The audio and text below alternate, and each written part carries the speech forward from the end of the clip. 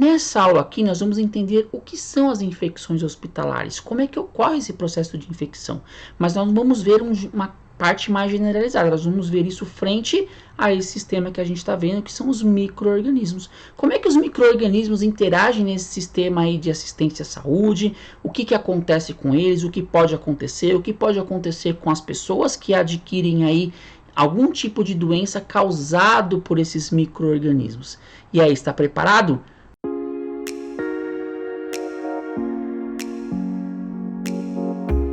Então a gente tem que entender basicamente que uma infecção hospitalar é uma infecção que ela é adquirida após a admissão de um paciente, a admissão de uma pessoa que vai até um centro hospitalar, no caso de uma unidade hospitalar, e esse tipo de infecção ele pode acontecer, ele pode se manifestar ou durante o sistema de internação desse indivíduo ou após a alta dele. Então, quer dizer, não é que porque o paciente ele está de alta, e óbvio que isso tem um período de tempo, que depois de um certo tempo ele apresenta alguns sinais, alguns sintomas específicos do qual não seria aquela doença de base que ele foi internado, é representado como um processo de infecção hospitalar. Então, devido a esse sistema, né, e aumento de gravidade, aumento do tempo de internação desse paciente, hoje em dia é considerado uma das causas mais importantes de morbidade e mortalidade. Então, a gente considera a infecção hospitalar como um problema de saúde pública. Então, a gente entende que isso aí é um problema grave, um problema sério e que precisa ser, entre aspas, aí, tratado para que não aconteça aí nenhum dano importante ou até altos custos com esse sistema de infecção hospitalar. Por isso que a gente fala que a incorporação, quando existe uma incorporação de alguns métodos terapêuticos e principalmente quando existe aí a interação tecnológica, a gente pensa que muitos tratamentos que antes eram somente feitos no âmbito hospitalar, nos centros hospitalares, hoje eles podem ser feitos também na região domiciliar, no espectro domiciliar. Então nós temos, por exemplo, as PSFs, que são os programas de saúde da família, né, o atendimento domiciliar, os hospitais dia, que são hospitais que o paciente ele fica durante o dia para receber o tratamento e à noite ele volta para casa. E as clínicas especializadas, por exemplo. Ou seja, quanto menos interação houver aí, principalmente com doenças, fica muito mais simples a gente conseguir aí, ter aí uma redução dessas infecções hospitalares. E normalmente essa cadeia epidemiológica de infecção ela vai acontecer aí por alguns elos importantes, que nesse caso aí a gente considera como 6 elos importantes. Eu tenho aí um agente que ele é infectante.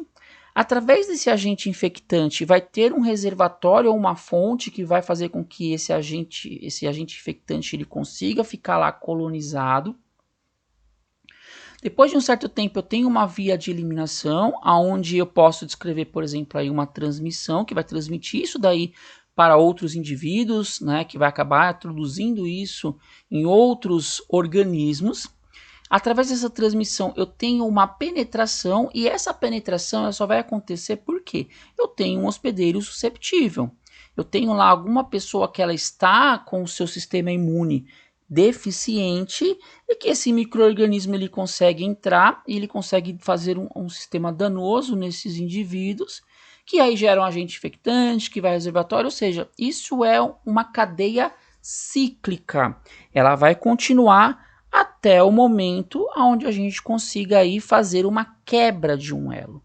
E essa quebra de um elo ela pode ser em qualquer lugar, né? Ela pode ser desde o agente até as vias de eliminação, a transmissão, tipos de penetração, o hospedeiro, até os reservatórios. Então, a partir do momento que eu tenho conhecimento de onde isso está acontecendo, o principal fator e um dos fatores mais importantes é a gente quebrar esse elo, porque a partir do momento que se quebra esse elo, se tem aí, não se desencadeia essas infecções hospitalares aí.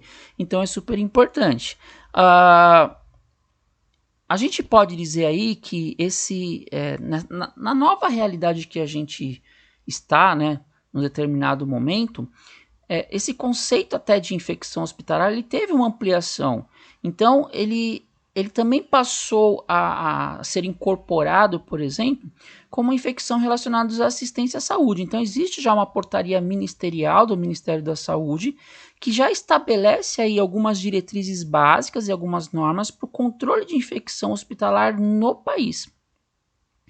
E isso daí é de competência, né, de diferentes níveis de governos, por exemplo, né? Não só a parte governamental, mas também dos serviços de saúde. Então, acaba-se aí jogando aí um pouquinho, não só para essa parte governamental, no que diz respeito principalmente ao controle, ao conhecimento, né? Ampliação de conhecimento, a parte de verba, né? A parte de dinheiro financeiro, mas também dos centros de saúde, dos serviços de saúde, para que isso aí seja bastante reduzido.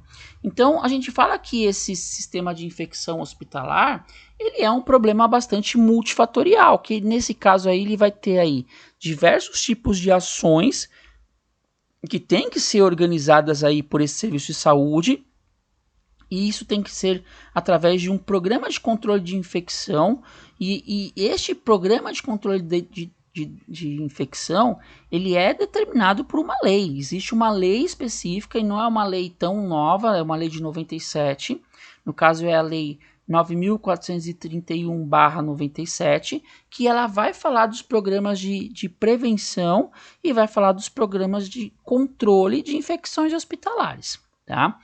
Então, vamos falar isso um pouquinho mais para frente, vamos tentar entender como é que é esse processo aí de infecção e vamos tentar entender alguns termos técnicos que existem disso daí, como por exemplo os agentes etiológicos.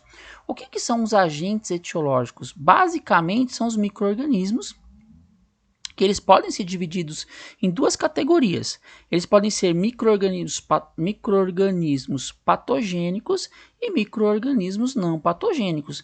E isso aí vai ser de acordo com a capacidade que esse agente ele tem de produzir algum tipo de doença específica. Então, o desenvolvimento e o processo de erradicação de um processo infeccioso, ele vai depender principalmente das características do hospedeiro, e quando nós estamos falando aqui de hospedeiro, nós estamos falando de seres humanos, de indivíduos, e qual que vai ser a interação das características desse indivíduo com os aspectos desses micro-organismos. Como é que ele vai fazer todo esse processo de interação. Se nós estamos falando, por exemplo, de reservatório de fonte, basicamente é o local, a microbiota, onde esse micro-organismo habita. Como ele faz o processo de metabolização, como ele se reproduz. Então, a gente fala que o indivíduo que ele está com a sua imunidade deficiente, principalmente pelo seu processo de doença e pelo sistema de manipulação, de medicação, que também pode acontecer, essa baixa imunidade, ele vai se tornar o principal reservatório e ele vai ter aí um processo infeccioso hospitalar. Por quê? Porque ele está susceptível, ele está aberto à entrada desses micro-organismos, às entradas dessas bactérias, né, desses fungos, desses patógenos que vão causar aí algum tipo importante de doença com esses indivíduos.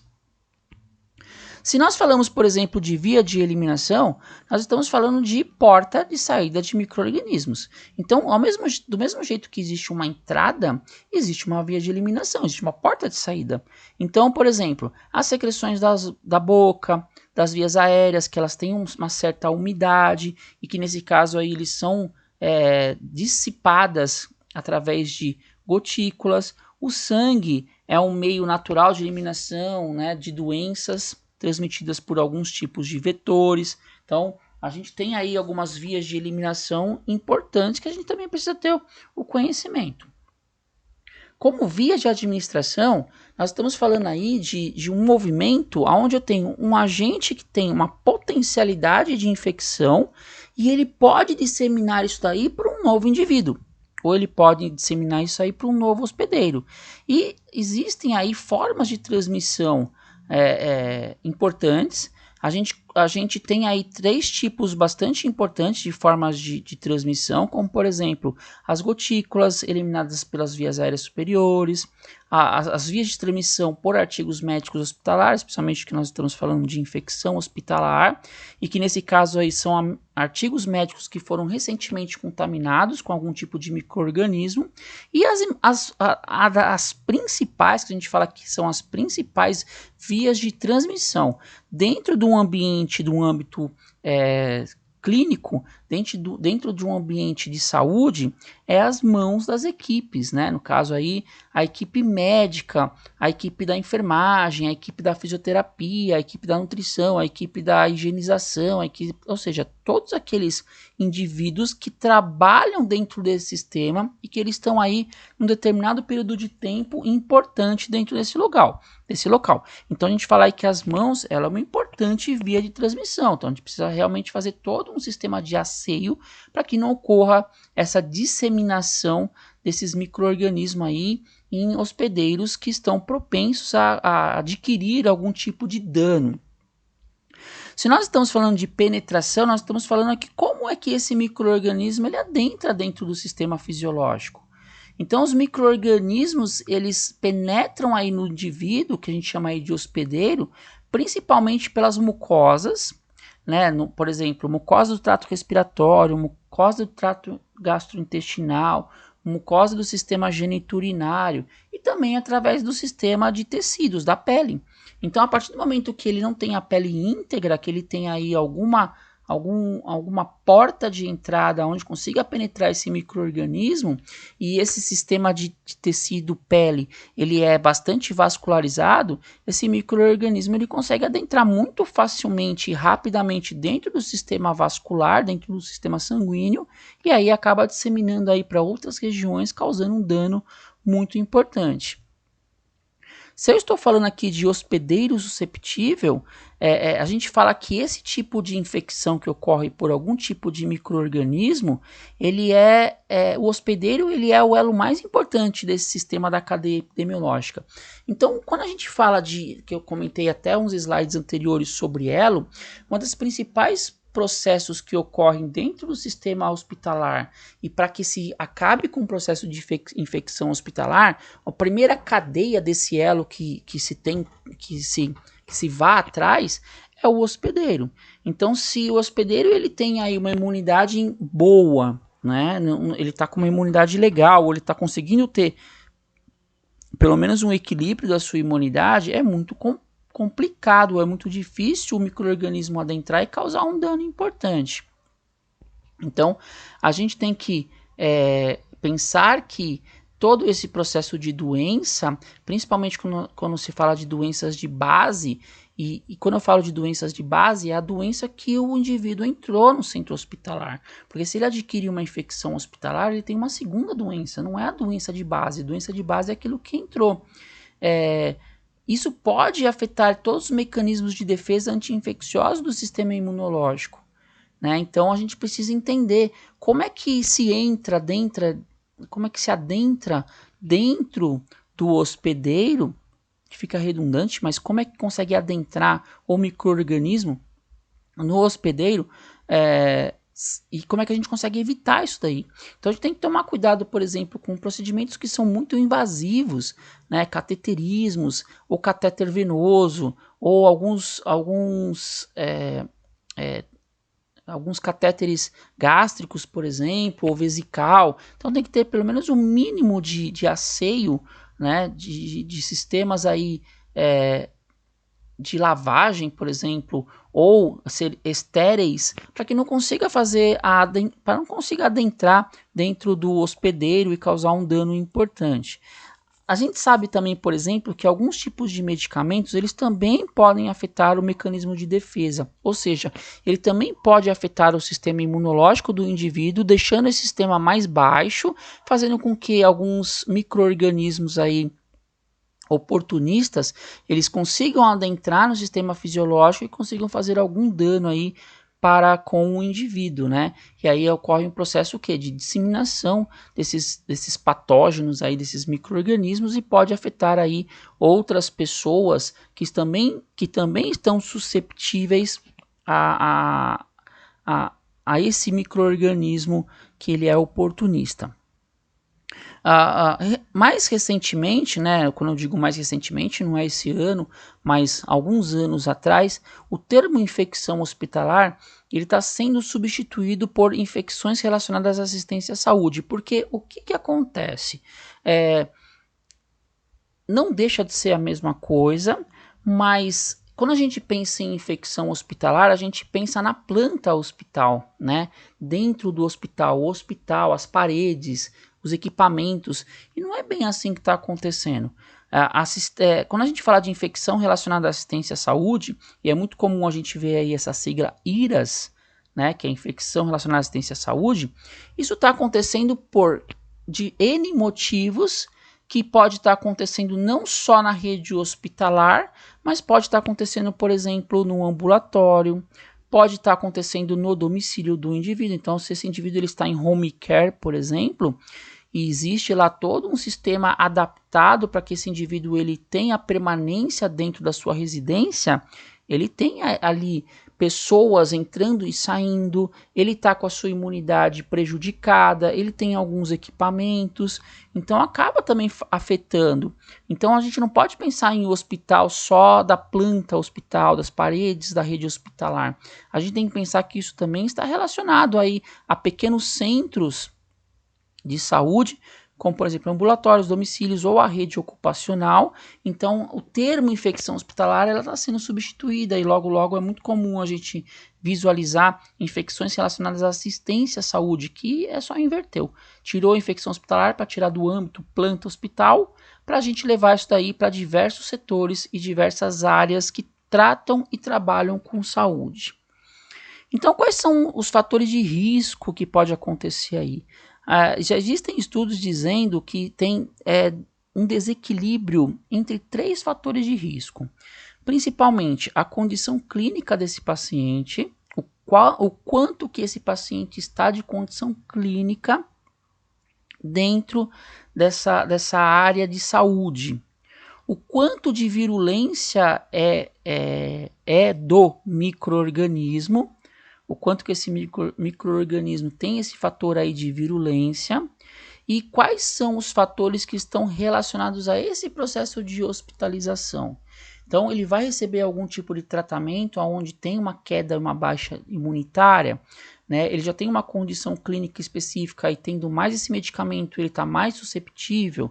Existe algum micro-organismo dentro desse sistema aqui de saúde, onde ele pode ser, por exemplo, uma superbactéria que vai adentrar fácil nesse indivíduo e vai causar aí algum problema danoso importante. Então precisa entender o desequilíbrio entre esses 3 fatores. Então, quais são as principais infecções relacionadas à assistência à saúde? Já viu que eu já mudei aqui o fato. Já não estou mais falando de infecção hospitalar, eu estou falando de infecções relacionadas à assistência à saúde. Então pode ser, por exemplo, infecções do trato respiratório, a pneumonia. A pneumonia ela é um micro-organismo, ela é um vírus. A partir do momento que o indivíduo ele está com a sua imunidade baixa, eu tenho uma porta de entrada importante que é o sistema trato respiratório. E aí, a partir do momento que eu tenho essa imunidade baixa e já tem no âmbito da assistência à saúde um micro-organismo específico da pneumonia, ele entra mais fácil e consegue fazer o processo de infecção muito mais rápido. As infecções, por exemplo, do trato urinário. Pode ser desde o meio ambiente, né, onde esse indivíduo está correlacionado, porque existe uma redução de pH do sistema trato urinário, e aí esse micro-organismo, isso causado pelo sistema imune, e esse micro-organismo ele consegue adentrar mais rápido, ou de repente essa pessoa ela está sondada, ela está com uma sonda vesical, por exemplo, uma sonda urinária, que aí eu tenho lá uma porta de entrada importante, onde todo mundo está mexendo, onde tem contato com o meio externo, e está mais fácil para poder adentrar dentro do sistema urinário. Pode ser, por exemplo, infecções de corrente sanguínea, e isso pode estar correlacionado a um cateterismo, por exemplo. Então, um catéter lá, um gelco, né? Alguma coisa que está infundindo uma medicação, está infundindo uma sorologia, alguma coisa do gênero. Então, ele está com uma porta aberta. Fica muito mais fácil entrar na corrente sanguínea e fazer todo o processo de alastração, disseminação desse micro-organismo dentro do sistema fisiológico. Ou pode ser uma infecção cirúrgica. Tem uma porta de entrada aí que no caso é uma abertura na pele, que essa pele ela está aberta, existe uma porta de entrada e pode causar aí um sistema danoso, né, causado por uma infecção cirúrgica. E aí, dentro do ambiente de assistência à saúde, é muito comum já ter ações de prevenção de controle, né? E isso normalmente é pré-definido por um setor específico, que é o Centro de Controle de Infecção Hospitalar.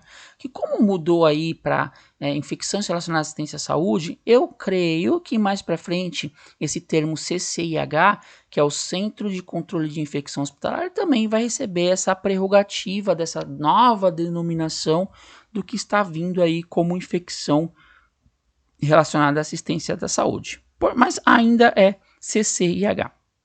Então, a CCIH é muito importante porque são grupos de profissionais da área da saúde, e quando eu digo grupo de profissionais, elas são grupos de profissionais com nível superior. Então, pode ser, por exemplo, a parte da enfermagem, pode ser a parte da medicina, pode ser a parte da fisioterapia, mas são pessoas responsáveis que elas vão implementar, ou elas vão planejar, ou vão elaborar, e se tiver bom, vai manter, e vão avaliar um programa de controle de infecção relacionada à assistência da saúde, ou programa de controle de infecção hospitalar.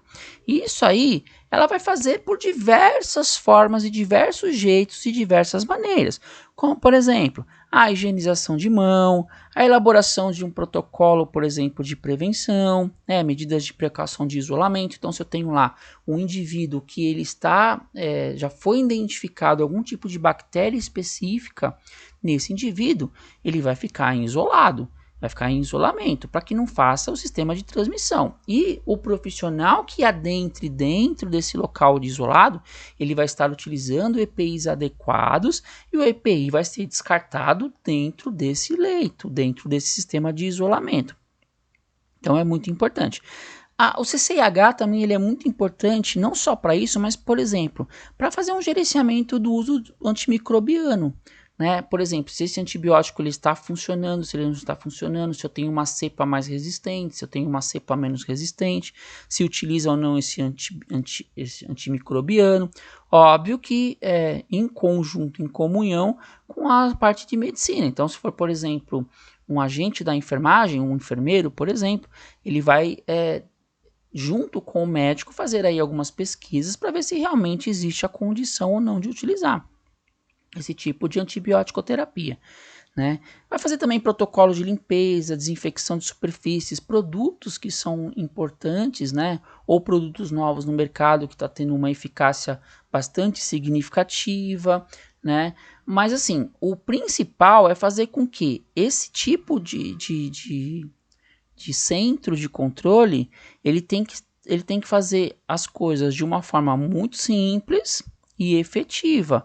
E quando eu digo de efetividade, é evitar que exista a transmissão de infecções dentro desse ambiente de assistência à saúde.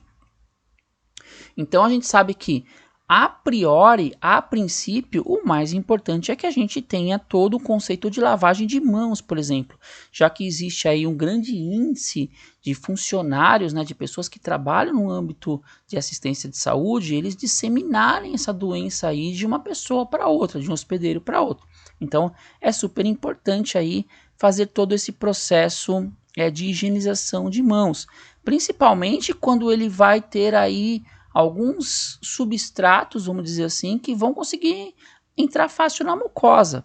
Então, imagina, por exemplo, antes das refeições, ele vai precisar fazer esse processo de lavagem de mãos. Por quê? Ele vai entrar no sistema gastrointestinal algum micro-organismo aí por falta de lavagem de mãos, por exemplo.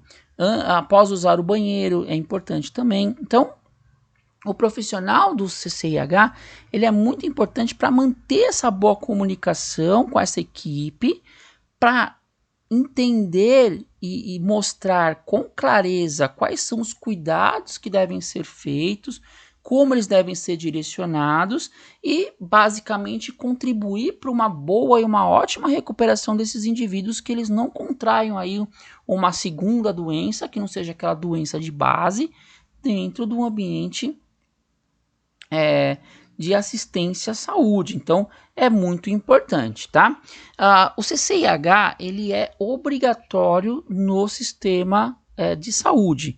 Então, existe uma lei federal aí de 1997, nesse caso aí é uma lei número 6.431, de janeiro de 1997, 6 de janeiro, que torna obrigatório dentro do sistema hospitalar uma comissão de controle de infecção hospitalar e um programa de controle de infecção hospitalar. Então, a partir do momento que se tem a comissão ela tem como priori fazer um programa de controle de infecção, pegando parâmetros aí anteriores e vendo os níveis de infecção, o aumento, se é em período sazonal, por exemplo, se é um período específico, se é todo o período, e fazer todo o processo de controle desse sistema de fazer um programa de controle desse sistema de saúde, fazendo com que tenha-se a diminuição ou tenha-se a erradicação de algumas bactérias dentro desse sistema que não possa danar aí os indivíduos. Então, uma das principais ações desempenhadas pelo Centro de Controle de Infecção Hospitalar é a vigilância epidemiológica para ter uma detecção de alguns casos de infecção hospitalar. Então, a partir do momento que se é constatado que um indivíduo que entrou com uma doença de base, ele apresente uma infecção causada por algum tipo de bactéria que não é aquela da doença, o Centro de Controle de Infecção Hospitalar, ele é acionado e é feito todo um mapeamento daquilo que está acontecendo. E é feito todo um processo de rotina, de programação de rotina, para que não saia daquele local específico, isola-se o paciente, mas que não saia daquele local específico para outro local, evitando aí que todo o centro ele tenha aí uma bactéria que pode causar um dano muito importante.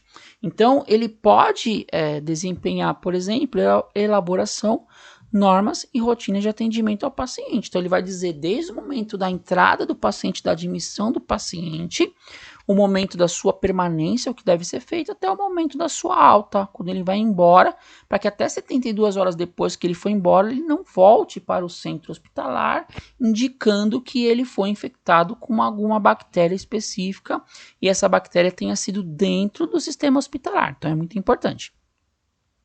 E esse centro, né, essa comissão também, ela é importante para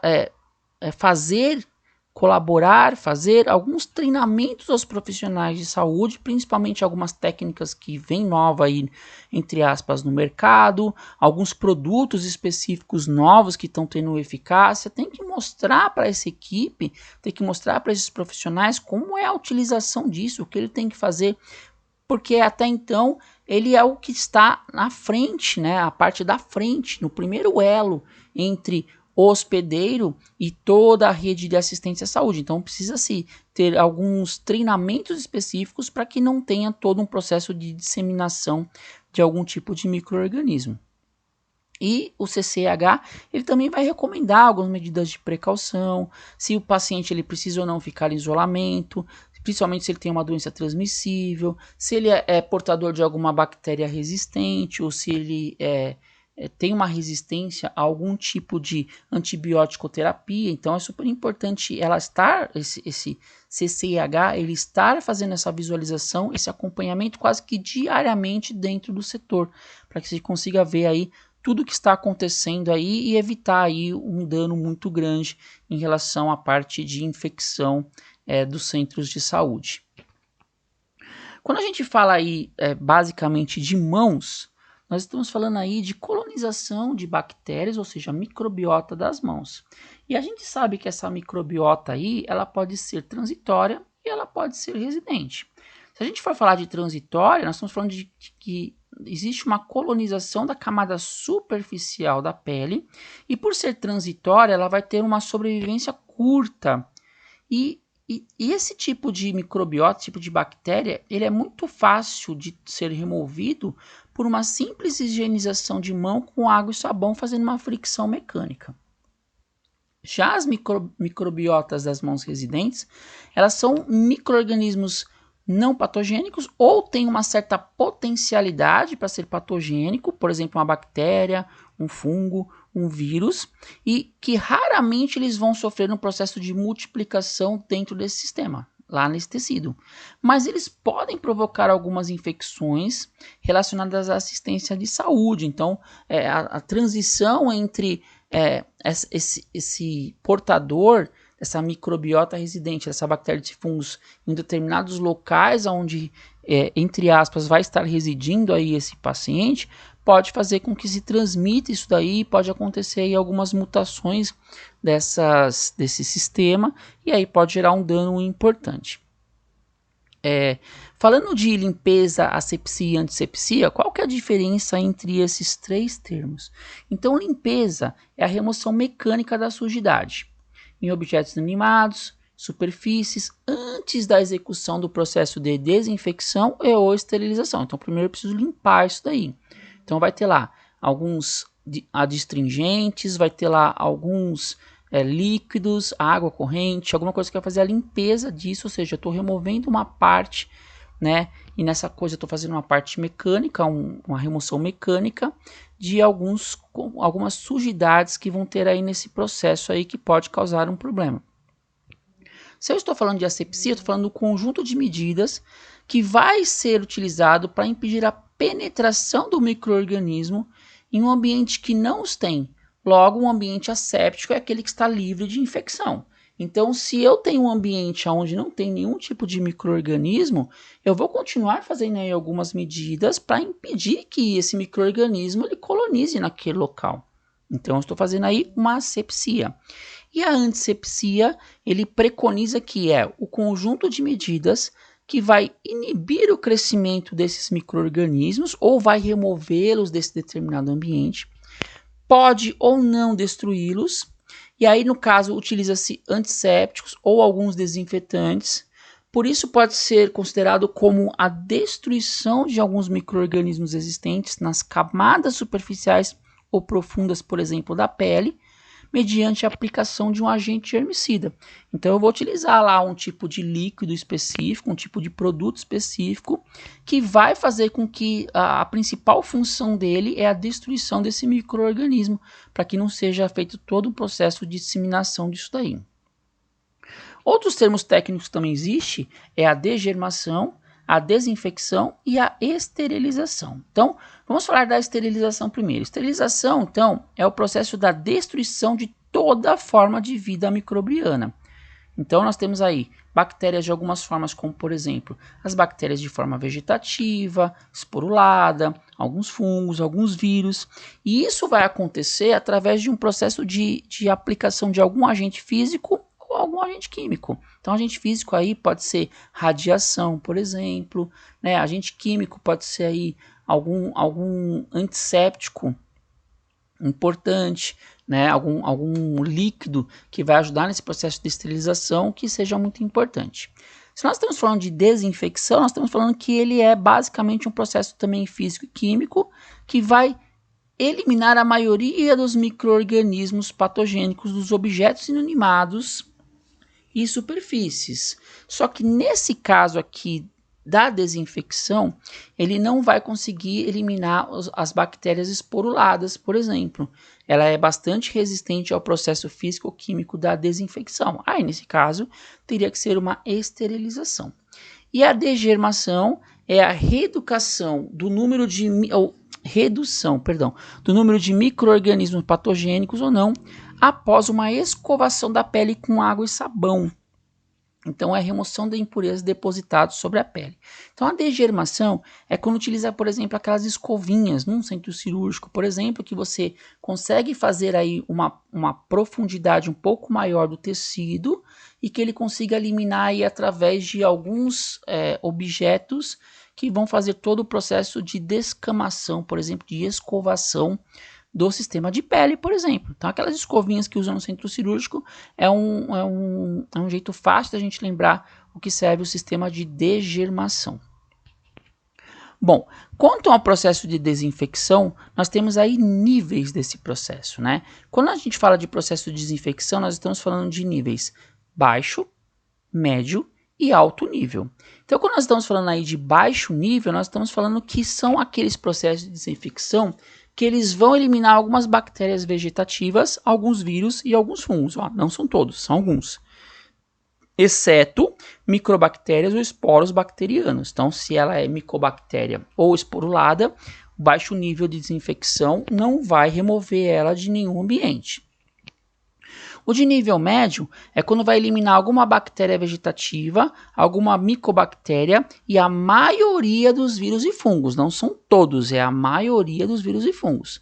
Nesse caso aqui, ele elimina essas micobactérias, ele só não vai eliminar as bactérias esporuladas. E quando eu estou falando de desinfecção de alto nível, é quando destrói todos os micro-organismos, exceto o número elevado de esporos bacterianos. Então a gente consegue ver aí com as bactérias esporuladas, elas são bastante resistentes. Tem que ter um outro processo para que ela consiga ser destruída. E quais são os tipos de desinfecção? A gente pode ter aí os tipos de desinfecção física, química e a mistura dos dois, físico-químico. Então, como agentes físicos, nós estamos falando aí, por exemplo, a lavadora termodesinfectadora, uma pasteurizadora, uma lavadora de descarga, ela vai causar um efeito físico, né, no processo de desinfecção. Quando nós estamos falando de agente químico, nós estamos falando, por exemplo, de desinfetantes químicos. E quando eu estou falando dos dois, a mistura dos dois, físico-químico, é quando eu faço a associação desses agentes químicos a alguns parâmetros físicos em processos automatizados. Então eu vou usar uma máquina, que essa máquina vai usar um produto. Então eu estou fazendo uma desinfecção físico-química. A máquina ela faz uma atuação e o produto também ele consegue fazer uma ação junto com essa parte física. Quando nós estamos falando de esterilização, nós estamos falando que é o processo de destruição de todas as formas de vida microbiana, ou seja, bactérias de forma vegetativa, esporuladas, fungos, vírus, e isso vai fazer através de uma aplicação de agente físico-químico. Então, para que ocorra o processo de esterilização, vai precisar de algum processo físico-químico. Se for só físico, não está esterilizado. Se for só químico, não está esterilizado. Eu tenho que ter os dois processos para que ocorra o sistema de esterilização. E quais são os sistemas de esterilização? Então eu tenho os métodos físicos, eu tenho a radiação e os métodos físicos químicos. De métodos físicos eu tenho aí vapor saturado, onde eu tenho pressão de calor, né? Onde eu tenho a parte de umidade, eu tenho calor seco, por exemplo. Da radiação nós estamos falando de raios, então raios gamas, né? Nós temos aí feixes de elétrons que também são feitos de processo de radiação. E no sistema método físico-químico, nós estamos falando aí de esterilização a baixas temperaturas, como por exemplo, o gás óxido de etileno, o plasma de peróxido de hidrogênio, vapor a baixa temperatura, o formol, que é no caso o formaldeído, e o ozônio também é um método físico-químico. Eu queria falar um pouquinho sobre as superbactérias, né? Eu falei um pouquinho sobre superbactérias, mas só para a gente tentar entender o que são superbactérias, né? Esse termo aí, superbactérias, ele é dado àquele tipo de bactéria que ele tem uma certa resistência. Mas nesse caso aí não é uma pequena resistência, ela é multiresistente.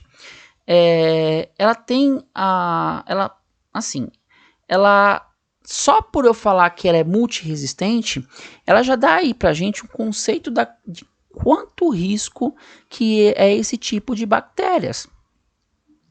E esses tipos de superbactérias, elas já são conhecidas, porque normalmente elas já são presentes no corpo humano. Então imagina que eu posso ter, por exemplo, superbactérias na minha pele, eu posso ter superbactérias no meu intestino. Só que o que tornou essas bactérias mais resistentes à antibiótico-terapia, por exemplo, é devido ao uso abusivo desses medicamentos. Tanto dentro quanto fora da rede de saúde, né? Na rede de saúde também pode acontecer de ter superbactérias, como também fora. Mas quando eu falo de, por exemplo, ambiente hospitalar, elas sim podem ser chamadas de bactérias multiresistentes, principalmente por quê? Porque existe uma gama de medicamentos sendo utilizados aí com os indivíduos que acabam dando uma certa resistência a essas bactérias. E quando um indivíduo ele acaba adquirindo uma infecção por uma bactéria multiresistente, as opções de terapia dela dentro de um centro hospitalar, e até o CCH ele vai entrar forte em cima disso daqui, existe um tratamento onde as chances terapêuticas são muito pequenas. E aí a recuperação desse indivíduo ela é bastante ineficiente. E aí, nesse caso, eles podem utilizar aí um antibiótico de combinação. Mas como não existe nada ainda cientificamente comprovado, ou a indústria farmacêutica ela não conseguiu criar um tipo de medicamento específico para isso, a gente tem que evitar esses tipos de proliferação, ou até que as bactérias se tornem multiresistentes, ou superbactérias, escolhe o tipo que você quer falar, fazendo esses tipos aí de desinfecção, de esterilização, né, fazendo com que tenha todo um processo que a gente consiga fazer a eliminação desses micro-organismos e eles não consigam ter aí a sua resistência. Muito bem, chegamos então ao final. Eu tenho agora certeza absoluta que com todo esse conhecimento aí, você já está bem craque no que diz respeito à microbiologia. Você já está entendendo aí o que são esses micro-organismos, você já está entendendo qual que é a interação dele com o meio ambiente, com o ser humano, você já tem um conhecimento sobre antimicrobianos, você já entendeu o processo das infecções hospitalares, você já entendeu toda a estrutura desses micro-organismos. Agora você já tem aí um grande e um vasto conhecimento sobre a microbiologia. Não esqueça de fazer todo o seu conteúdo, ler todo o seu conteúdo, fazer todos os seus exercícios e fazer a leitura complementar. E a partir de agora você já está apto a entender todo esse processo de micro-organismo. Eu só tenho a desejar a vocês muitas felicidades e uma ótima vida. Um grande abraço.